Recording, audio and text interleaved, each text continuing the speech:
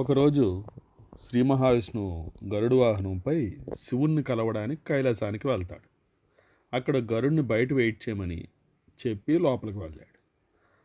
అప్పుడు గరుడి కైలాస ద్వారం ముందు ఓ చిన్న పక్షి కనిపిస్తుంది.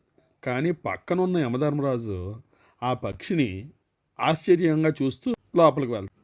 గరుడు చూసి పక్షికి ఎక్కడ హాని జరుగుతుందో అని ఆ పక్షిని వాయు వేగంతో ఒక అడవిలో రాయిపైన నిల్చోబెట్టి తిరిగి కైలాసానికి వెళ్ళిపోతాడు. అప్పుడు షాక్లో ఉన్న యమధర్మరాజుని చూసి ఏమైంది యమధర్మరాజా అని అడుగుతాడు. దీనికి యముడి ఇచ్చిన సమాధానం గరుడిని ఆశ్చర్యపోయేలా చేసి ఏమన్నాడంటే, పక్షి తలరాతని ఏడుతో మీనుంది, దాన్ని ఒక పాము మింగేస్తుంది అని ఉంది. నేనేమో ఇక్కడ కైలాసంలో ఉన్న ఈ పక్షిని ఎక్కడో అడవిలో ఉన్న పాము ఎలా తింటుంది అని ఆలోచిస్తున్నా అని నవ్వి అక్కడి నుంచి వెళ్ళిపో. అప్పుడు తెలిసింది గరుడికి చావుని ఎవ్వరూ తప్పించలేరు.